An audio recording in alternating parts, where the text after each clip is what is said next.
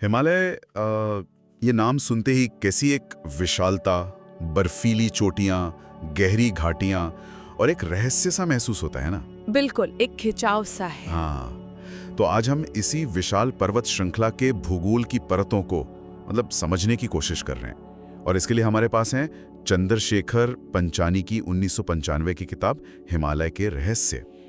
उसके कुछ शुरुआती अंश हैं। तो आज का हमारा मिशन है इस किताब के जरिए हिमालय के भूगोल को समझना, पर्वत श्रृंखलाएं, ग्लेशियर और वो नदियां जो यहाँ से निकलती हैं। चलिए शुरू करते हैं। हाँ बिल्कुल, ये किताब ना हिमालय को समझने के लिए एक बहुत ही साफ भौगोलिक खाका देती है। इसमें पश्चिम में पामीर और हिंदू कुश से लेकर पूरब में अरुणाचल तक सब कुछ है।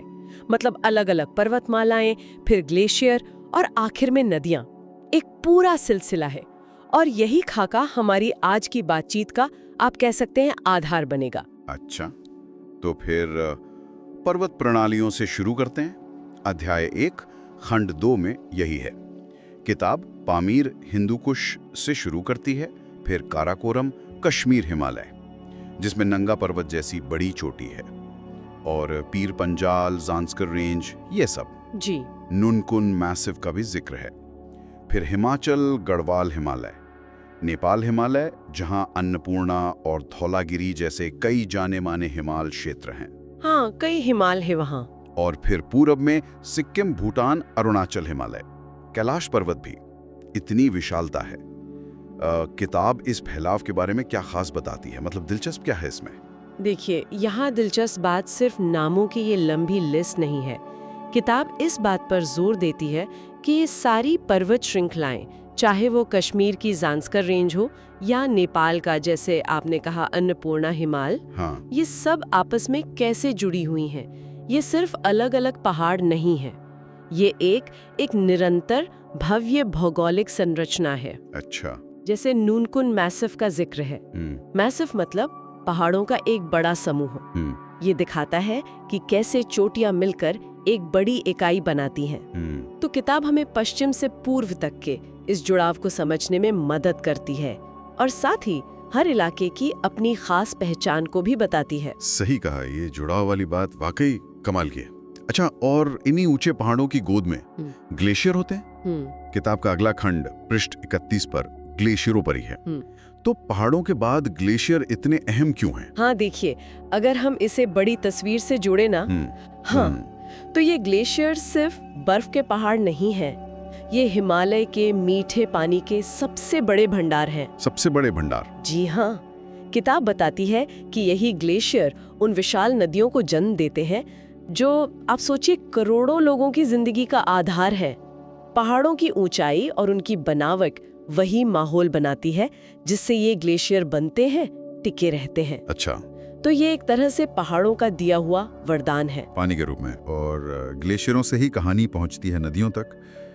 ये अध्याय 1 का चौथा खंड है। किताब हिमालय से निकलने वाली मुख्य नदियों का जिक्र करती है। पश्चिम में सिंधु और उसकी सहायक नदियां झेलम, चेनाब, रावी, व्यास, सतलुज। इनके प्राचीन नाम भी बड़े दिलचस्प हैं।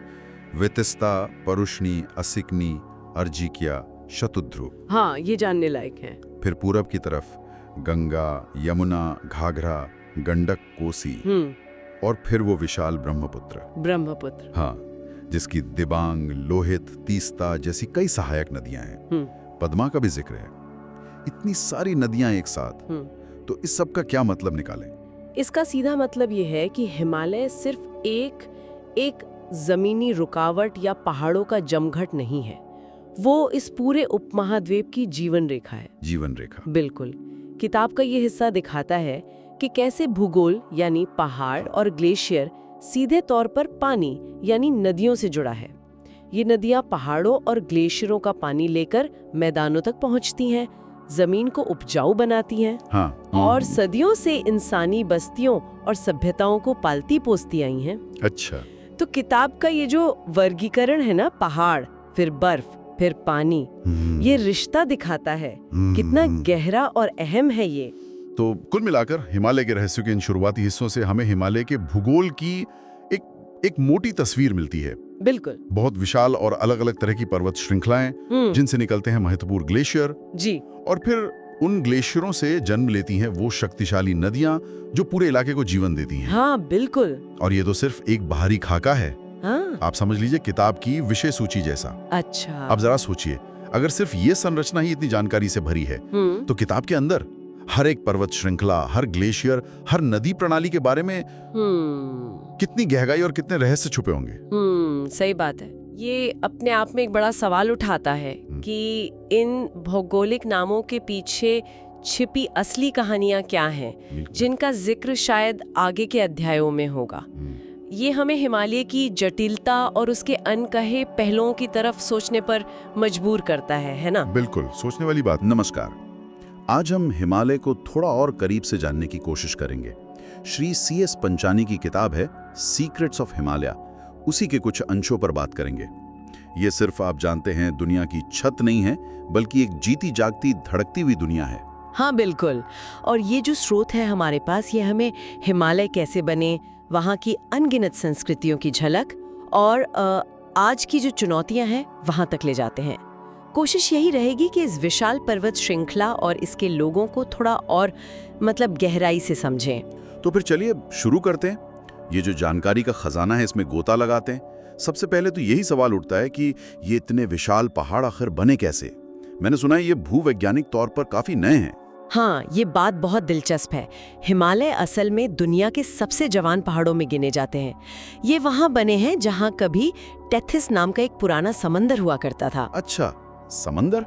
हाँ, फिर भारतीय और एशियाई टेक्टोनिक प्लेट्स आपस में टकराईं। जोरदार टक्कर थी वो। और कमाल की बात यह है कि ये टक्कर आज भी चल रही है। हिमालय आज भी ऊंचे उठ रहे हैं। सच में? आज भी। ये तो कमाल की बात है। मतलब किस रफ्तार से, कुछ अंदाजा है? स्रोत बताते हैं कि करीब 7.5 से 10 सेंटीमीटर हर साल। हर साल? हाँ, हर साल। सोचिए, मतलब हर 100 साल में लगभग 10 मीटर ऊंचे। हाँ, वो बात और है कि कटाव वगैरह होता रहता है, जिससे ये बढ़ोतरी थोड़ी कम हो जाती है, पर वो अंदरूनी हलचल तो लगातार जारी है। 10 सेंटीमीटर सुनने में शायद कम लगे, पर भूवैज्ञानिक स्केल पर तो ये तूफानी रफ्तार हुई। इसका मतलब ये पूरा इलाका लगातार बदल रहा है। बिल्कुल बिल्कुल। और ये सिर्फ एक पहाड़ नहीं है जैसा हम सोचते हैं, पूरी श्रृंखलाएं हैं। हिंदू कुश, काराकोरम, फिर पीर पंजाल, जंस्कार, ये सब इसी बड़े सिस्टम का हिस्सा है। हाँ हाँ। और इन्हीं ऊंचाइयों से हमारी बड़ी नदियां निकलती हैं। सिंधु, गंगा, ब्रह्मपुत्र। यहाँ के जो ग्लेशियर है ना, वो करोड़ों लोगों के लिए पानी का स्रोत हैं। तो ये सिर्फ भूगोल नहीं है, ये तो जीवन रेखाएं हैं मम्मा। बिल्कुल, ये तो हुई भूगोल की बात। अब आते हैं यहाँ रहने वाले लोगों पर। स्रोत में तो बहुत सारे समुदायों, अलग अलग घाटियों का जिक्र है। माकरान तट से लेकर अरुणाचल तक, कश्मीर, नेपाल, भूटान, मतलब पूरा विस्तार है। विविधता तो बस पूछिए मत, अविश्वसनीय है। स्रोत इसे समझने के लिए मोटे तौर पर 2 सांस्कृतिक क्षेत्रों में बांटता है। एक है चरवाहा संस्कृति क्षेत्र, मतलब पैस्टोरल कल्चर जोन। अच्छा। यहाँ जिंदगी ज्यादातर पशुपालन और मौसम के हिसाब से जगह बदलने, मतलब प्रवास पर टिकी है। और दूसरा है बांस सांस्कृतिक क्षेत्र, यानी बैम्बू कल्चर जोन। बांस संस्कृति, ये कहाँ है? ये खास तौर पर पूर्वी हिमालय में मिलता है। यहाँ जीवन में बांस का बहुत इस्तेमाल है और शायद यहाँ की परंपराएं बाहरी दुनिया से ज्यादा अलग थलग रहकर विकसित हुई। चरवाहा और बांस संस्कृति क्षेत्र, ये फर्क करना दिलचस्प है। कोई खास उदाहरण दिमाग में आता है जो इन क्षेत्रों की खासियत बताए? हाँ, जैसे हुंजा घाटी के लोगों का जिक्र है। स्रोत में इशारा है कि शायद उनकी लंबी उम्र का राज उनका भौगोलिक एकाकीपन है। मतलब वो दुनिया से कटे रहे तो उनकी जीवन शैली, खान पान शायद ज्यादा शुद्ध रहा। ये हो सकता है। ये दिखाता है कि भूगोल कैसे सीधे सीधे जीने के तरीके को बना देता है। या फिर काफिरिस्तान का उदाहरण है। नाम का मतलब ही है काफिरों की धरती। ये इलाका अपनी एकदम अलग संस्कृति के लिए जाना जाता था, जो आसपास के मुस्लिम बहुल इलाकों से बिल्कुल अलग थी। हाँ, मैंने पढ़ा है इसके बारे में। और वो गद्दी जनजाति का भी जिक्र है ना इसमें, जो भेड़ बकरियों के साथ मौसम के हिसाब से पहाड़ों में ऊपर नीचे आते जाते रहते हैं। हाँ हाँ बिल्कुल। ये जो ट्रांसह्यूमन्स है, यानी मौसमी प्रवास, ये चरवाहा संस्कृति क्षेत्र की एक तरह से पहचान है। गद्दी जैसे कई समुदाय हैं जो सदियों से इसी तरह प्रकृति के साथ तालमेल बिठाकर जी रहे हैं। कमाल का तालमेल है ये तो। बिल्कुल, ये पर्यावरण के साथ बहुत गहरे रिश्ते को दिखाता है। वहीं बांस संस्कृति क्षेत्र की जनजातियों के बारे में स्रोत कभी-कभी कहता है कि वो ज्यादा आदिम है या बाहरी दुनिया का असर उन पर कम पड़ा है। लेकिन ये जो खूबसूरती है, ये अनोखी संस्कृतियां हैं, ये नाजुक भी तो हैं।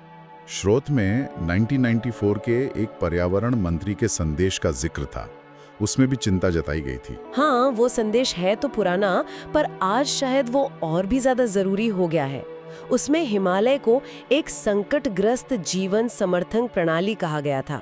मतलब एक ऐसा सिस्टम जो जीवन देता है पर खुद खतरे में है। और खतरे क्या क्या है? वही जंगलों का कटना, भूस्खलन का खतरा बढ़ना, बिना सोचे समझे जो विकास हो रहा है, खासकर ये खनन और सड़कों का जाल, ये सब उस नाजुक इकोलॉजी को बिगाड़ रहे हैं जिस पर यहाँ का पूरा जीवन टिका है। तो फिर इसका मतलब क्या समझें? आगे का रास्ता क्या हो सकता है?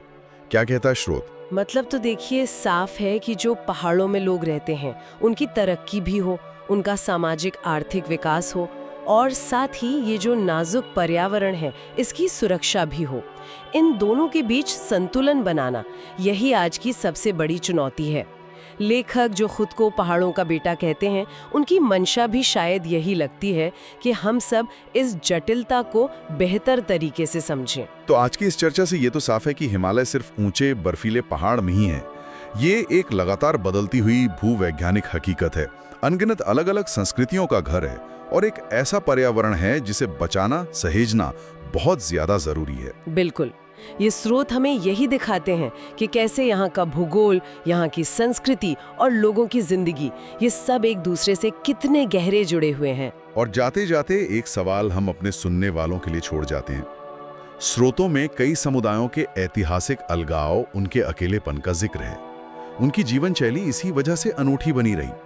आज जब विकास, सड़कें, कनेक्टिविटी तेजी से इन दूर दराज के इलाकों तक पहुंच रही है, तो सिर्फ पर्यावरण पर ही नहीं, इन खास संस्कृतियों के अपने ताने बाने पर, उनकी पहचान पर इसका कैसा और कितना गहरा असर पड़ रहा होगा, इस पर सोचिएगा जरूर। नमस्कार, आज हम एक बहुत ही अहम स्रोत पर बात कर रहे हैं, हिमालयी पारिस्थितिकी और मानव। ये सिर्फ पहाड़ों की कहानी नहीं है। बिल्कुल, ये स्रोत बताता है कि हिमालय कैसे पूरे ग्रह के लिए एक तरह से लाइफलाइन है। हाँ, मतलब खनिज, पानी और जो हवा का संतुलन है, वो सब कहीं ना कहीं यहीं से जुड़ा है। सही। और स्रोत का जो क्या कहते हैं सबसे चौंकाने वाला पहलू है, वो ये इशारा है कि जिससे हम विकास समझ रहे हैं, वही इस पूरी व्यवस्था के लिए खतरा बन गया है। तो ये एक तरह का विरोधाभास है विकास का। चलिए इस पर और बात करते हैं। स्रोत साफ कहता है, हिमालय नदियां देते हैं, मैदानों को पानी, पीने का पानी। और जंगल, वो तो जैसे हमारे फेफड़े हैं, ऑक्सीजन कार्बन डाइऑक्साइड का संतुलन, इसके बिना तो जीवन सोच भी नहीं सकते। सच में अपरिहार्य है ये। बिल्कुल अपरिहार्य। लेकिन स्रोत जो चिंता जता रहा है वो ये कि हम इसी सिस्टम को लगातार कमजोर कर रहे हैं। सबसे बड़ा हमला वो कह रहा है जंगलों पर हो रहा है। हाँ, वो लकड़ी का व्यापार तो है ही, कुल्लू, कश्मीर, गढ़वाल, फिर पूर्वोत्तर तक। लेकिन बात सिर्फ इतनी ही नहीं है। अच्छा, मतलब केवल लकड़ी का अवैध व्यापार ही नहीं। स्रोत बताता है कि कैसे जैसे कुल्लू और शिमला में सेब के बागानों के लिए कितने जंगल साफ कर दिए गए, और पूर्वोत्तर में झूम खेती, वो जो पारंपरिक तरीका है जंगल साफ करके कुछ साल खेती फिर आगे बढ़ जाना, अब बढ़ती आबादी के कारण वो जंगलों पर बहुत भारी पड़ रहा है।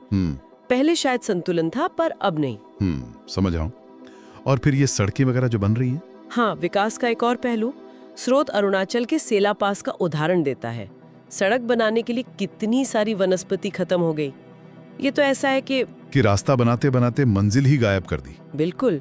और ये कटाई सिर्फ क्या कहते हैं बाहर के इलाकों में नहीं है, मनाली जैसे इलाकों में आरक्षित वनों में भी अवैध कटाई चल रही है, ऐसा स्रोत का कहना है। ये तो गंभीर बात है। और इसके साथ प्रदूषण। सोचिए, एडमंड हिलेरी जब दोबारा एवरेस्ट गए, वो कितने दुखी हुए थे वहाँ का कचरा देखकर। हाँ, मैंने पढ़ा था, पर्वतारोहियों का छोड़ा हुआ कचरा, दुनिया की छत पर कचरे का ढेर। कितना दुखद है। स्रोत शिवालिक में पत्थर खनन का भी जिक्र करता है, और थारपू चूली जैसी चोटियों का जो कूड़ेदान बनती जा रही हैं। तो इसमें पर्यटन का भी हाथ है, जो टूरिस्ट जाते हैं। हाँ, अनियंत्रित पर्यटन। भीड़ बढ़ती है तो संसाधनों पर दबाव पड़ता है, और उस जगह की जो वो प्राकृतिक पवित्रता है वो खत्म होती है। और एक और दिलचस्प बात जो चिंताजनक भी है वो है गलत किस्म के पेड़ लगाना। गलत किस्म के पेड़ मतलब जो वहाँ के स्थानीय पेड़ हैं जैसे ओक, साल, उनको हटाकर बाहर के पेड़ लगा देना। यूकेलिप्टस, पॉपुलर, ये ज्यादा पानी सोखते हैं और स्थानीय जीव जंतुओं को इनसे कोई फायदा नहीं होता। तो ये तो हरा करने के नाम पर असल में नुकसान पहुंचाना हुआ। बिल्कुल, एक तरह से। तो इन सब का नतीजा क्या निकल रहा है? जाहिर अच्छा तो नहीं होगा। उसे जोड़ता है। बाप रे। और ये सिर्फ प्राकृतिक आपदाएं नहीं है, वहाँ जो लोग रहते हैं, जो जातीय बसावट है, उनकी संस्कृतियां वो भी खतरे में है। और जानवर तो है ही, कस्तूरी मृग, हिमालयी ताहर, यानी जैव विविधता का भारी नुकसान। स्रोत में स्पीति घाटी का जिक्र है, मरुस्थलीकरण की चेतावनी के तौर पर। यह सोचना भी डरावना है कि कुल्लू, कश्मीर जैसी हरी भरी वादियां भी रेगिस्तान बन सकती हैं। और ये असर सिर्फ वहीं तक सीमित नहीं रहता, ये ग्लोबल वार्मिंग को भी बढ़ा रहा है। स्रोत में 1991 के खाड़ी युद्ध का जिक्र है कि कैसे उसके धुएं से कश्मीर में काली बर्फ जमी थी। हाँ, ये दिखाता है कि दुनिया कितनी जुड़ी हुई है और हिमालय कितने संवेदनशील हैं। बिल्कुल। ये सब सुनकर तो काफी निराशा होती है। क्या स्रोत कोई उम्मीद की राह दिखाता है, कोई समाधान सुझाता है? हाँ, ऐसा नहीं है कि सिर्फ समस्याएं ही गिनाई गई हैं। एक अहम बात है कि हिमालयी लोगों का आर्थिक विकास हो ताकि उनकी जंगल पर निर्भरता कुछ कम हो सके। ठीक है। और सबसे जरूरी है स्थानीय समुदायों की भागीदारी, सोशल फॉरेस्ट्री यानी सामाजिक वानिकी और गांव के स्तर पर योजना बनाना। इसके बिना जंगल नहीं बच सकते। सही बात है। जिनका जीवन ही उनसे जुड़ा है, उनकी भागीदारी तो सबसे अहम है। और वो झूम खेती का क्या? उसमें सुधार की बात है। जैसे नागालैंड में किसान अब एल्डर पेड़ लगाते हैं, वो जमीन को फिर से उपजाऊ बनाने में मदद करते हैं। मिट्टी का कटाव रोकना बहुत जरूरी है। और पर्यटन, उसे पूरी तरह बंद तो नहीं कर सकते? नहीं, बंद करने की बात नहीं है। स्रोत इको टूरिज्म यानी पारिस्थितिक पर्यटन की बात करता है। ऐसा पर्यटन जिसमें टूरिस्ट और स्थानीय लोग दोनों पर्यावरण की सुरक्षा की जिम्मेदारी लें। यानी जिम्मेदार पर्यटन। और कुछ? हाँ, स्थानीय प्रजाति के पेड़ लगाने पर जोर है, विदेशी नहीं। और तकनीक का इस्तेमाल, जैसे जीन लाइब्रेरी बनाना, ताकि जो प्रजातियां लुप्त हो रही हैं उनके जेनेटिक कोड को बचाया जा सके। सुपर कंप्यूटर से मौसम और प्रदूषण के असर का बेहतर अनुमान लगाना।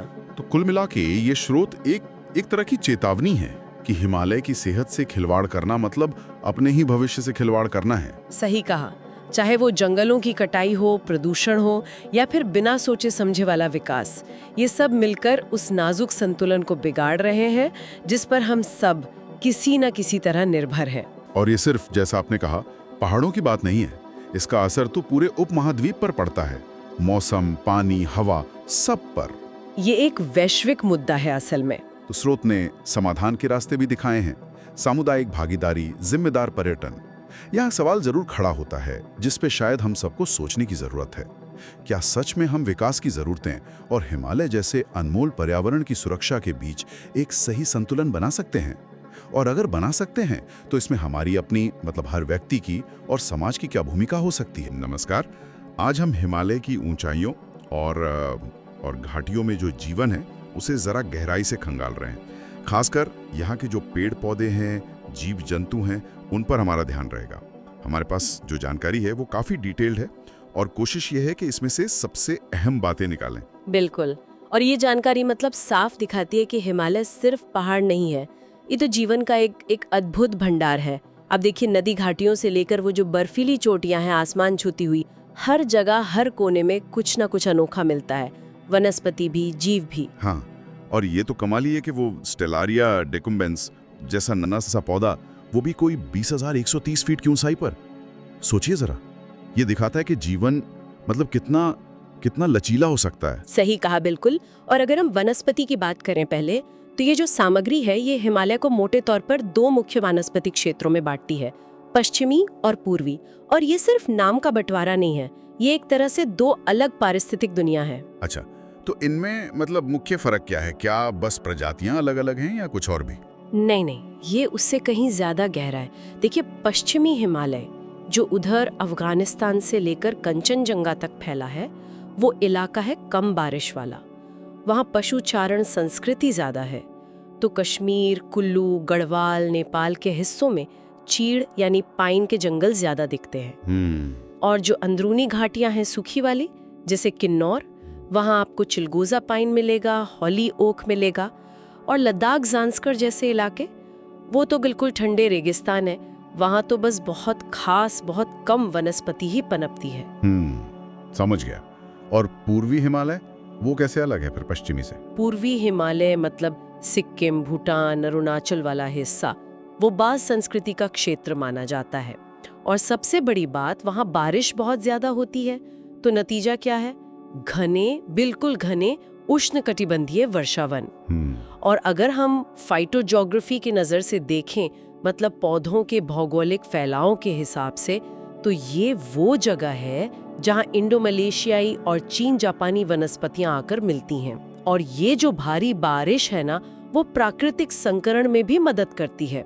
मतलब अलग अलग पौधों की प्रजातियों का आपस में मेल होता रहता है। इससे वहाँ की बायोडाइवर्सिटी और भी ज्यादा रिच हो जाती है। अच्छा, तो बारिश और लोकेशन, इन दो चीजों ने इन क्षेत्रों को इतनी अलग पहचान दे दी है। ये तो हुई वनस्पति की बात। अब अगर जीवों पर आएं, तो सामग्री में एक और चौंकाने वाली बात है कि हिमालय दुनिया की करीब 1/3 1/3 स्तनधारी प्रजातियों का घर है। हाँ, ये आंकड़ा अपने आप में बताता है कि ये जगह कितनी अहम है।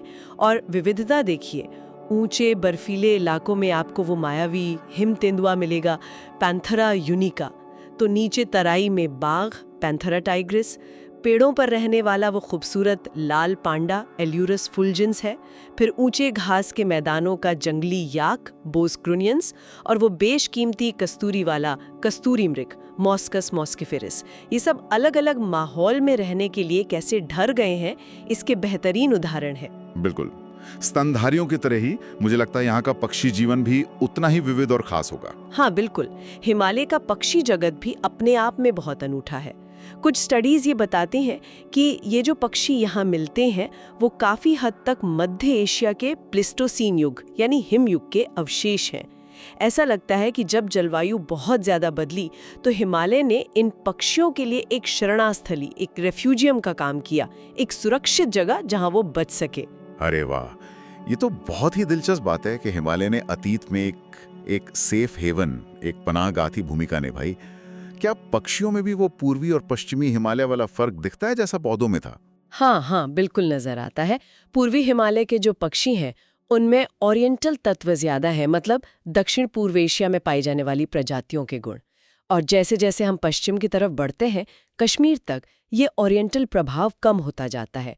और कश्मीर से भी आगे अगर जाएं, तो फिर पैलियो आर्कटिक रूप ज्यादा दिखने लगते हैं, यानी उत्तरी यूरेशिया वाले। और एक बात और, कई प्रजातियां यहाँ की वो पश्चिमी चीन और उत्तरी बर्मा के पक्षियों से ज्यादा मिलती जुलती हैं, बजाय हमारे प्रायद्वीपीय भारत के पक्षियों के। तो ऐसा लगता है कि हिमालय की जो ये विशाल पर्वत श्रृंखलाएं हैं, उन्होंने पक्षियों के फैलाव को भी एक खास तरह से प्रभावित किया है, एक दिशा दी है। क्या कुछ खास पक्षियों का जिक्र भी है सामग्री में जो इस विविधता को दिखाते हो? कुछ उदाहरण? हाँ, कई नाम है वैसे तो, पर कुछ बहुत खास हैं। जैसे इम्पेन तीतर, लेफोफोरियस इम्पेजानस, जिसे मोनाल भी कहते हैं हम, वो अपने इंद्रधनुषी रंगों के लिए मशहूर है। फिर सुनहरा उकाब है, एकिला क्रिस्टैटोस, अपनी शान और ताकत के लिए जाना जाता है। और वो विशाल ग्रेट हॉर्नबिल ब्यूकरोस बिकॉर्नस, अपनी उस अनोखी चोंच और आकार के लिए। तो ये कुछ उदाहरण हैं जो दिखाते हैं कि हिमालय का पक्षी संसार कितना समृद्ध है। तो कुल मिला के देखें तो हिमालय सिर्फ ऊंचे पहाड़ों की एक कतार नहीं है, ये तो जैव विविधता का एक असाधारण, एक एक्स्ट्रॉर्डिनरी केंद्र है, जिसके पूर्वी और पश्चिमी हिस्से अपनी अपनी अलग पारिस्थितिक पहचान रखते हैं। और ये न सिर्फ अनगिनत प्रजातियों का आज घर है, बल्कि उनके आने जाने यानी प्रवासन और अतीत में शरण लेने के लिए भी एक महत्वपूर्ण गलियारा रहा है। और यही बात इसे इकोलॉजिकली, मतलब पारिस्थितिक रूप से बेहद महत्वपूर्ण बनाती है।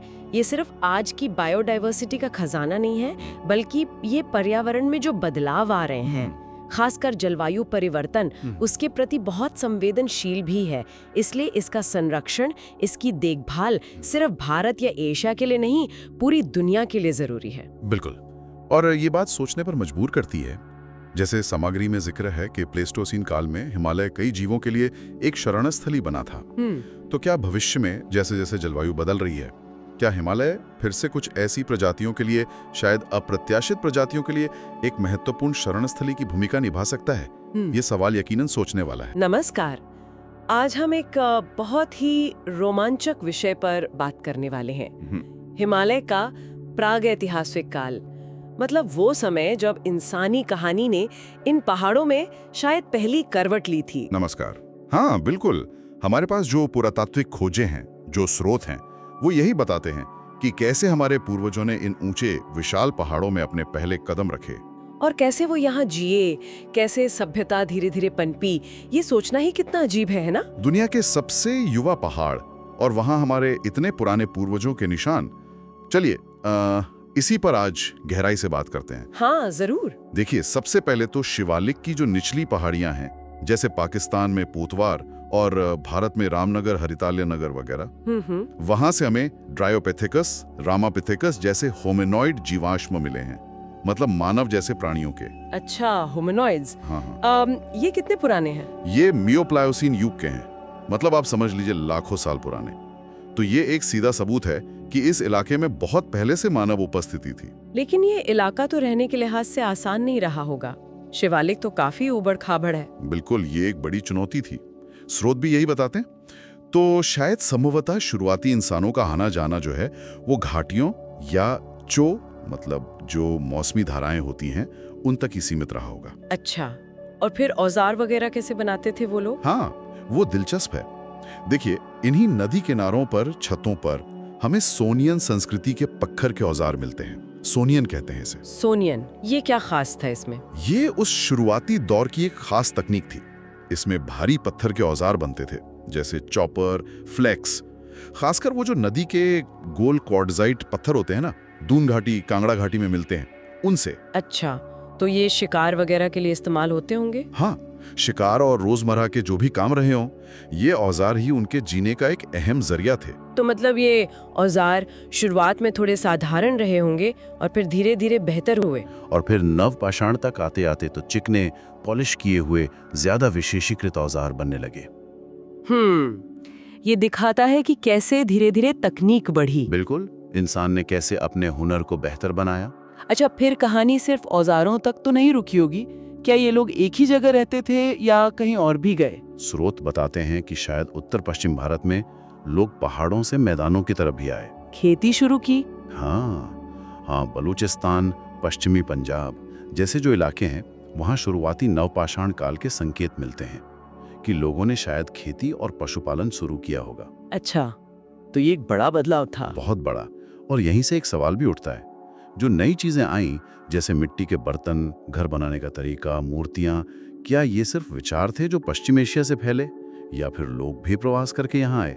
इस पर विशेषज्ञ अभी भी एकमत नहीं है। ये तो वाकई सोचने वाली बात है। मतलब ज्ञान का प्रसार था या असल में लोगों का आना जाना? हाँ, और देखिए, अफगानिस्तान और बलूचिस्तान में करीब 3500 ईसा पूर्व की कलाकृतियां भी मिलती हैं।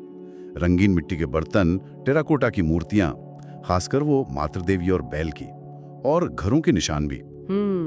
और गोमल घाटी का भी जिक्र आता है। वहां क्या मिला? गोमल घाटी में तो जैसे इतिहास की कई परतें हैं, अलग अलग समय के अवशेष मिले हैं। घोड़े की हड्डियां भी मिली हैं, दाह संस्कार के प्रमाण भी मिले हैं। घोड़े की हड्डियां, दाह संस्कार। हाँ, तो क्या इसका संबंध? हाँ, कुछ जानकार इसे आर्यों के आगमन से जोड़ते हैं, लेकिन जैसा मैंने कहा, ये अभी बहस का विषय है, पक्का नहीं कह सकते। ठीक है। वैसे अफगानिस्तान में मध्यपुरा पाषाण काल में एक और अहम मोड़ आता है। लगता है कि मानव प्रजाति थोड़ी और विकसित हुई, शायद होमोसेपियंस की तरफ। औजार बनाने की तकनीक बेहतर हुई, जैसे वो लेवालॉइसियन तकनीक। लेवालॉइसियन, वो क्या थी? उसमें ना पक कर पहले खास तरीके से तैयार करते थे, फिर उससे पतले धारदार फ्लेक्स निकालते थे। ज्यादा कारगर औजार बनते थे, और शिकार भी शायद ज्यादा विशेषीकृत हो गया था। इसी ने शायद आगे चलकर पशुपालन की नींव रखी होगी। तो मतलब पश्चिम में तो कहानी काफी परतदार है, लेकिन हिमालय के दूसरे हिस्से जैसे कश्मीर या पूर्वोत्तर, वहाँ क्या चल रहा था? वहां भी अपनी अलग ही दुनिया थी, बिल्कुल अलग। कश्मीर में देखिए बुरझोम, करीब 2300 ईसा पूर्व, नवपाषाण संस्कृति।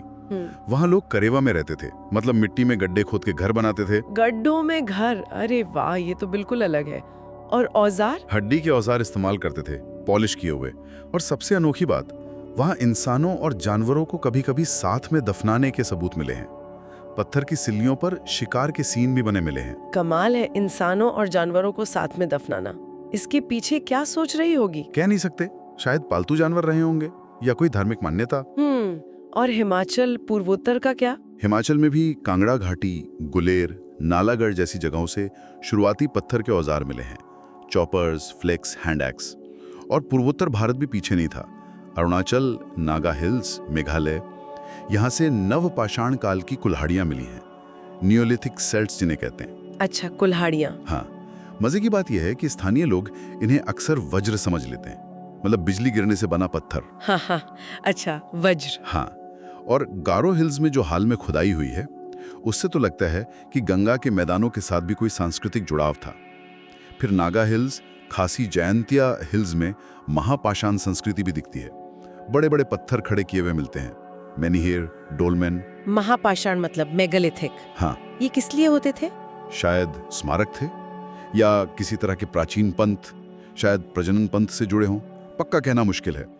मणिपुर की गुफाओं से भी, जैसे खांगखुई, थारोन, वहां से भी पुराने औजार मिले हैं। मिट्टी के बर्तन भी? हाँ, निपांचिक जैसी जगह से हाथ से बने रस्सी के निशान वाले बर्तन मिले हैं, करीब 1450 ईसा पूर्व के। एक और बात, क्या इन अलग अलग जगहों के औजारों में कोई समानता भी थी? हाँ, ये एक दिलचस्प बात।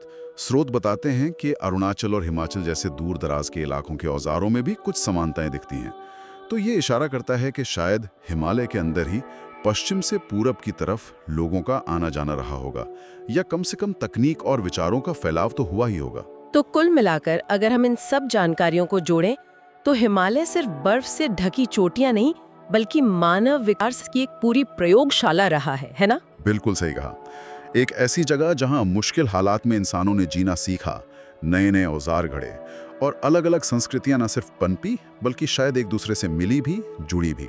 हाँ, ये जानना हमें ये समझने में मदद करता है कि हमारे पूर्वजों ने कितनी मुश्किलों का सामना किया होगा और वो कितने खोजी और रचनात्मक थे। और ये भी क्या हजारों साल पहले भी दुनिया एक तरह से जुड़ी हुई थी। सही बात है। ज्ञान, तकनीक, विचार, ये हमेशा से सफर करते रहे हैं। और जैसा कि स्रोत इशारा करते हैं, लगता है हिमालय के गर्भ में अभी भी बहुत सारे राज छुपे हुए हैं। कौन जाने भविष्य की खोजें हमारे अतीत की कहानी में, खासकर होमो सेपियंस के सफर के बारे में, और कौन से नए रोमांचक पन्ने जोड़ दें। नमस्कार, हम एक बहुत ही दिलचस्प विषय पर बात करने वाले हैं, हिमालय के सिक्के। हाँ, नमस्कार। ये सिर्फ पुराने जमाने के पैसे नहीं है, ये तो इतिहास की खिड़कियां हैं। बिल्कुल, इनसे में पता चलता है पुराने समाजों के बारे में, उनके व्यापार और संस्कृतियों के बारे में। हाँ, हमें कुछ ऐसी जानकारी मिली है जो इन सिक्कों की पूरी कहानी कहती है। लगता है ये सिर्फ धातु के टुकड़े नहीं, बहुत कुछ ज्यादा है। सही कहा। हिमालयी क्षेत्र जो है वो हमेशा से ही सामरिक और व्यापारिक नजरिए से बहुत महत्वपूर्ण रहा है। अच्छा। हाँ, तो वहाँ राजनीतिक उथल पुथल भी खूब हुई और रेशम मार्ग जैसे अहम रास्ते भी वहीं से गुजरते थे। ओके। तो जाहिर है अलग अलग संस्कृतियां, अलग अलग शासक, सबका केंद्र बन गया ये इलाका, और ये सिक्के इसी चीज के गवाह हैं। और इंटरेस्टिंग बात ये भी है कि सिर्फ बड़े साम्राज्यों ने ही नहीं, बल्कि छोटी रियासतों ने और यहाँ तक कि कुछ जनजातीय गणराज्यों ने भी अपने सिक्के चलाए, जैसे औदुंबर, कुनिंद। बिल्कुल, उन्होंने भी अपनी मुद्रा जारी की। तो चलिए फिर इन्हीं सिक्कों की कहानी को थोड़ा और खोलते हैं, देखते हैं क्या निकलता है। जरूर। तो कहाँ से शुरू करें? गांधार के सिक्के, वो जो बैल और घुड़सवार टाइप वाले थे, वो काफी फेमस थे ना? हाँ, बहुत ज्यादा। वो डिजाइन इतना पसंद किया गया कि बाद में गजनवी शासकों ने, अच्छा, हाँ, दिल्ली के सुल्तानों ने और कांगड़ा के राजाओं तक ने उसे अपनाया। अरे वाह। आप सोचिए, एक ही डिजाइन कमोबेश 750 साल तक चलता रहा। 750 साल, ये तो कमाल है। हाँ, ये उस जमाने के सांस्कृतिक प्रभाव और एक तरह की निरंतरता दिखाता है। और वो तक्षशिला वाले निगम सिक्के, उनका क्या था? हाँ, वो भी बहुत खास हैं। उन पर निगम लिखा मिलता है, जिसका मतलब होता है व्यापारी संघ। अच्छा, तो ये ट्रेड गिल्ड जैसे कुछ? शायद, हो सकता है ये व्यापारिक लेन देन के लिए कोई टोकन रहे हो, पक्का कहना मुश्किल है, पर अंदाजा यही है। अब अगर कश्मीर की तरफ चलें, वहाँ तो एक और ही कहानी है। हाँ, कश्मीर का मामला तो और भी गजब है। कहते हैं कि कनिष्क के टाइम का यानी लगभग 78 ईस्वी का एक डिजाइन हाँ, वो मोहम्मद बिन तुगलक के हमले तक यानी 1339 ईस्वी तक बाप रे। बिना किसी बड़े बदलाव के चलता रहा। ये तो हो गए करीब 1361 साल। बिल्कुल, लगभग 1361 साल। ये वाकई में असाधारण है। इतनी लंबी अवधि तक एक ही डिजाइन, ये क्या दिखाता है? बहुत ज्यादा स्थिरता। हाँ, एक तरह की जबरदस्त सांस्कृतिक स्थिरता कह सकते हैं, या शायद थोड़ी जड़ता भी। लेकिन क्वालिटी में फर्क आया होगा ना? हाँ बिल्कुल, ये भी ध्यान देने वाली बात है कि समय के साथ इन सिक्कों की क्वालिटी गिरती गई। अच्छा। बाद के जो शासक थे जैसे जयपीड़, उनके सिक्कों में सोने चांदी की मिलावट ज्यादा थी, कारीगरी भी उतनी अच्छी नहीं रही। तो शायद अर्थव्यवस्था पर दबाव बढ़ रहा था। हो सकता है, या आर्थिक दबाव का संकेत हो सकता है। बिल्कुल। और कुनिन जनजाति के सिक्के, उनकी कहानी भी कुछ अलग है। हाँ, उनके सिक्कों में हमें दो अलग अलग दौर दिखते हैं। दो दौर कैसे? पहला दौर है पहली सदी ईसा पूर्व का, राजा अमोघ भूति का समय। ये सिक्के राजशाही व्यवस्था दिखाते हैं। ओके, राजा के सिक्के। हाँ, फिर लगभग 300 साल का गैप आता है। 300 साल? हाँ, और उसके बाद दूसरी तीसरी सदी ईस्वी में कुनिंदों ने फिर से सिक्के जारी किए, लेकिन इस बार गणराज्य के तौर पर। गणराज्य के तौर पे मतलब राजा नहीं? हाँ, मतलब लोगों का शासन या एक समूह का शासन। तो ये सिक्कों में ही राजशाही से गणराज्य बनने का सफर दिखता है। वाह, ये तो कमाल की बात है। ये उनकी राजनीतिक समझ दिखाता है कि वो समय के साथ कैसे बदलें। बिल्कुल, उनकी अनुकूलन क्षमता जाहिर होती है। और इन बाद वाले सिक्कों पर उनकी प्रमुख देवता छत्रेश्वर शिव की आकृति भी मिलती है। अच्छा, धार्मिक संकेत भी। हाँ। अब थोड़ा पूरब की तरफ चले, मणिपुर, वहाँ क्या स्थिति थी? मणिपुर में सिक्के थोड़ा बाद में शुरू हुए, लगभग 6ठी शताब्दी ईस्वी के आसपास। 6ठी शताब्दी? हाँ, और शुरुआती सिक्कों पर राजा के नाम का सिर्फ पहला अक्षर होता था, वो भी पुरानी मणिपुरी लिपि में। अच्छा, पूरी जानकारी नहीं, बस पहला अक्षर। हाँ, और ये सिक्के ज्यादातर बेल मेटल के बने होते थे। बेल मेटल, ये क्या होता है? कांसे जैसी एक मिश्र धातु। ओके, लेकिन फिर 18वीं सदी में कुछ बड़ा बदलाव आया जब राजा गरीब निवाज ने हिंदू धर्म अपनाया। हाँ, वो एक बड़ा मोड़ था और उसका असर सिक्कों पर बहुत साफ दिखता है। कैसे? सिक्कों की लिपि बदल गई, अब देवनागरी या बंगाली लिपि इस्तेमाल होने लगी। अच्छा, मणिपुरी लिपि की जगह। हाँ, और सिक्कों पर धार्मिक अभिवादन लिखे जाने लगे, जैसे श्री राधा गोविंद। ओह, तो ये धर्म और संस्कृति में जो बदलाव आया वो सीधे सिक्कों पर छप गया। बिल्कुल, एकदम सीधा प्रमाण है। और इस दौर में सोना, चांदी, बेल मेटल, तीनों धातुओं के सिक्के बने, जो शायद उस समय के आर्थिक स्थिति और धर्म के बढ़ते महत्व को दिखाता है। तो कुल मिलाकर देखें तो ये छोटे छोटे मामूली से दिखने वाले धातु के टुकड़े, हाँ, ये तो अपने आप में इतिहास की पूरी किताब है। निश्चित रूप से। आप देखिए, इन सिक्कों से हमें क्या क्या पता चलता है। उस समय के व्यापार नेटवर्क्स कितने जटिल थे, राजनीतिक ढांचे कैसे बदलते थे राजशाही से गणराज्य तक, लोगों के धार्मिक विश्वास कैसे बदलते थे, हिंदू, बौद्ध, स्थानीय देवता, हाँ। बाहरी संस्कृतियों का क्या असर था, ग्रीक, ससानियन, और जाहिर है हिमालय क्षेत्रों की आर्थिक स्थिति कैसी थी। सब कुछ इन सिक्कों में झलकता है। ये सोचना भी कितना दिलचस्प है कि ये सिक्के सिर्फ खरीदने बेचने के काम नहीं आते थे, बल्कि ये अपनी पहचान, अपनी कहानी भी बता रहे थे। बिल्कुल, ये उन समाजों की धड़कन थे जो कभी इन पहाड़ों में फल फूल रहे थे। उनकी पूरी जटिलता, उनकी जीवंतता, वो सब इन सिक्कों में कैद है। और यहीं पे एक सवाल उठता है मन में, हाँ। कि जब समय बदलाव होगा और इन अलग अलग स्थानीय सिक्कों की जगह ज्यादा स्टैंडर्ड सेंट्रलाइज्ड करेंसी ने ले ली होगी, हाँ, जब एक जैसी मुद्रा आई होगी पूरे इलाके में, तो उसका हिमालय की जो अपनी अनोखी क्षेत्रीय पहचानें थीं, उनकी अर्थव्यवस्थाएं थीं, उन पर क्या असर पड़ा होगा?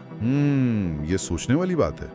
ये एक अहम नुक्ता है आगे की पड़ताल के लिए। नमस्कार, आज हम अफगानिस्तान के लंबे और काफी उलझे हुए इतिहास पर एक नजर डालेंगे, हमारे पास जो दस्तावेज हैं उनके जरिए। जी, ये स्रोत हमें हजारों साल पीछे ले जाते हैं, मतलब सिंधु घाटी से लेकर बिल्कुल आज के दौर तक। हाँ, और कोशिश ये रहेगी कि हम समझें कैसे इस जमीन ने इतने उतार चढ़ाव देखे हैं। व्यापार के रास्ते थे, बड़े बड़े साम्राज्य टकराए। बिल्कुल, और बाहरी ताकतों की दिलचस्पी तो हमेशा से रही है। तो ये सिर्फ तारीखें नहीं, बल्कि वो वजह हैं जिनसे अफगानिस्तान का आज का स्वरूप बना है। तो चलिए शुरू करते हैं। जी सबसे पुरानी कड़ियों में से एक, वो सिंधु घाटी सभ्यता के साथ व्यापार। हाँ, स्रोत बताते हैं कि यहाँ से लकड़ी और लाजवर्द, मतलब लैपिस लेजुली जैसी कीमती चीजें वहां जाती थी। लाजवर्द, वो तो उस वक्त सोने जैसा कीमती था, है ना? बिल्कुल। और ये सिर्फ व्यापार नहीं था, ये सभ्यताओं का मेलजोल भी था। फिर आर्यों के आने का जिक्र मिलता है। अच्छा, कहाँ बसे वो? उन्होंने हेलमंद नदी के पास बस्तियां बसाईं और इस इलाके को आर्याना कहा। तो यहीं से वो नस्लीय और सांस्कृतिक पहचान बननी शुरू हुई एक तरह से। फिर आया हमलों और साम्राज्यों का दौर। सिकंदर महान का जिक्र है। हाँ, 328-327 ईसा पूर्व के आसपास बैक्ट्रिया जीता उसने। और एक दिलचस्प बात ये भी है कि शायद उसके आने से यहाँ के कबीलों में मतलब कुछ हद तक एकजुटता बढ़ी। अच्छा। और सिकंदर के बाद उसके बाद सेल्यूकस और भारत के चंद्रगुप्त मौर्य, उनके बीच एक अहम समझौता हुआ करीब 302 ईसा पूर्व में। हाँ, उसमें जमीन का लेन देन तो था ही। बिल्कुल, और रिश्तों को मजबूत करने के लिए शादियां भी हुई। और यहीं से वो मशहूर गांधार कला, उसका भी ताल्लुक है। हाँ, वो भारतीय और यूनानी शैलियों का कमाल का संगम दिखता है उसमें। जी। फिर मौर्य सम्राट अशोक का समय आया। साम्राज्य हिंदू कुश पहाड़ों तक फैला हुआ था। हाँ, उनके शिलालेख भी तो मिले हैं अफगानिस्तान में, शाहबाजगढ़ी जैसे इलाकों में। सही कहा। उनमें सरहदी कबीलों का जिक्र है, यौन, कंबोज, गांधार। लेकिन ये स्थिरता वो हमेशा नहीं रही। जाहिर है। यूनानी असर कम हुआ तो मध्य एशिया से नई ताकतें आईं। कुषाण, शक, पार्थियन। कुषाण, हाँ, कनिष्क का नाम आता है। बिल्कुल। कनिष्क के समय गांधार फिर से कला और संस्कृति का एक बड़ा केंद्र बना। ये सिलसिला मतलब चलता रहा, सत्ता बदलती रही।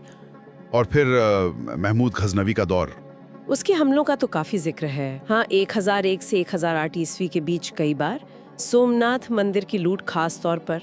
स्रोत इस पर भी सोचते हैं कि क्या इन हमलों की एक वजह उसके अपने इलाके में मतलब संसाधनों की कमी थी? हाँ, ये एक अहम सवाल है। फिर मंगोल आए, चंगेज खां, तैमूर, इन्होंने भी गहरी छाप छोड़ी। और फिर मुगल? जी, बाबर ने तो यहीं से ताकत जुटाई थी दिल्ली जीतने के लिए। कंधार, लाहौर जीता। फिर पानीपत की लड़ाई 1526 में। और बाद के मुगलों के लिए कैसा रहा? अकबर, औरंगजेब? उनके लिए यहाँ के कबीलों को काबू में रखना हमेशा एक चुनौती रहा। अकबर ने कोशिश की, औरंगजेब के समय भी कबीलाई मुद्दे बने रहे। मतलब ये इलाका हमेशा से ही संभालना मुश्किल रहा है। हाँ, बिल्कुल। और मुगलों के कमजोर पड़ने के बाद नादिर शाह आया, फिर अहमद शाह दुर्रानी। अहमद शाह दुर्रानी, जिसने आधुनिक अफगानिस्तान की नींव रखी, कह सकते हैं। एक तरह से हाँ। उसने पंजाब पर भी हमले किए, लेकिन फिर अंग्रेजों की दिलचस्पी बढ़ी। दोस्त मोहम्मद के समय से एंग्लो अफगान युद्ध शुरू हो गए और हालात और उलझ गए। बिल्कुल। अब आते हैं कुछ आज के दौर से जुड़े मुद्दों पर। ड्यूरन रेखा का जिक्र मिलता है स्रोतों में। हाँ, वो सरहद जो अंग्रेजों ने तय की थी और जिसे लेकर आज तक विवाद है। और इसी से जुड़ा है पश्तूनिस्तान का सवाल भी। फिर 1978 की सौर क्रांति, जब कम्युनिस्टों ने सत्ता संभाली, और उसके अगले ही साल 1979 में सोवियत संघ ने फौजें भेज दी। वो एक बहुत बड़ा मोड़ था। और उसी के जवाब भी फिर मुजाहिदीन खड़े हुए। जी, जिन्हें बाहरी ताकतों से मदद मिली, अमेरिका, पाकिस्तान, सऊदी अरब। तो ये फिर वही पैटर्न दोहराता है ना? बाहरी शक्तियों की दखलंदाजी। हाँ, ये पैटर्न बार बार दिखता है। अफगानिस्तान की लोकेशन ही ऐसी है। भारत, ईरान, चीन, रूस, मध्य एशिया, सबका चौराहा। इसी वजह से ये हमेशा बड़ी ताकतों के खेल का मैदान बनता रहा है। बिल्कुल। और यहाँ की अंदरूनी विविधता, पश्तून, ताजिक, हजारा, उज़्बेक, ये भी राजनीतिक स्थिरता में एक चुनौती रही है। तो इन सभी स्रोतों को देखने के बाद हम क्या कह सकते हैं? अफगानिस्तान का इतिहास सिर्फ लड़ाइयों और बादशाहों की कहानी नहीं है। नहीं, ये व्यापार, संस्कृति, कबीलाई समीकरण और सबसे बढ़कर इसके अपनी जमीन के कारण जो भू राजनीतिक खींचतान है, उसका एक बहुत जटिल जाल है। और जो बात सबसे ज्यादा उभर कर आती है वो ये कि बाहरी ताकतें हमेशा यहाँ असर डालने की होड़ में रही हैं। हाँ, इसकी खास लोकेशन की वजह से ये सिलसिला सदियों पुराना है। तो आखिर में एक सवाल सोचने के लिए छोड़ जाते हैं। बाहरी असर और अंदरूनी बंटवारे के इतने लंबे इतिहास को देखते हुए वो कौन सी अंदरूनी ताकतें या रास्ते हो सकते हैं जो अफगानिस्तान को एक मजबूत, अपने पैरों पर खड़े भविष्य की तरफ ले जा सकें? या क्या इसका भाग्य हमेशा दूसरों की बिसात का एक मोहरा ही बने रहना है?